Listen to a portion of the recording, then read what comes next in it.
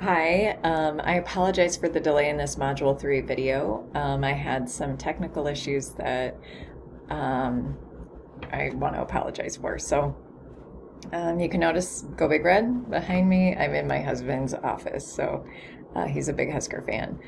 This week we are, don't hold it against me. Okay.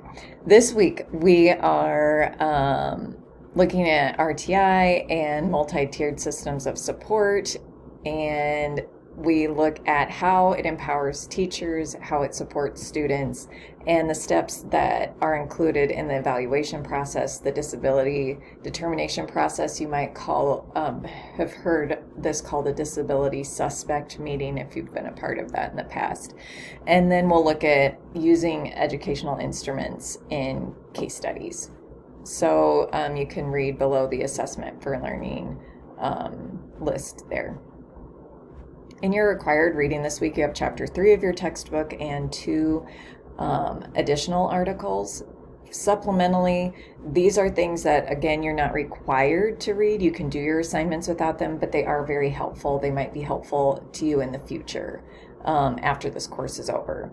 So looking at your discussion, you're going back to required reading, you're thinking about all the articles that you've read, and then you think about how can RTI in the RTI process, and when you're thinking about this, it could be helpful to think of it working optimally.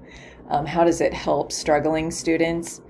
And then what are some interventions that you could use for tier 2 or tier 3 students? So you can choose either. You can do a mix. You can see you need 3 different types of intervention. So you could look at any of those, and you can also include behavior.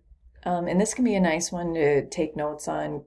Look at what your peers are utilizing, liking. They might have experience with some interventions, and it's really nice to have kind of a toolkit in your mind of things to pull from when you're brainstorming how to support a student.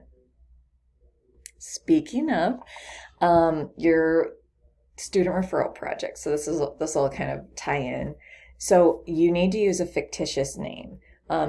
It's helpful to think of a student that you actually know, that you've either have now that you know is going to be on your caseload. In the summer, it's a little bit trickier, or one that you've had previously.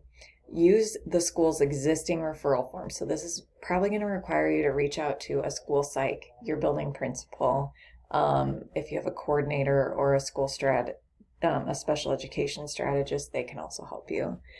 And if you don't have that, you can just recreate the one from your textbook, which is found on page 42. Okay, and this will all build into your final project, which is due in the last week of the course. So you will insert the characteristics, as you can see, about the students can be real, but I'm going to just repeat this because I don't want you to violate FERPA.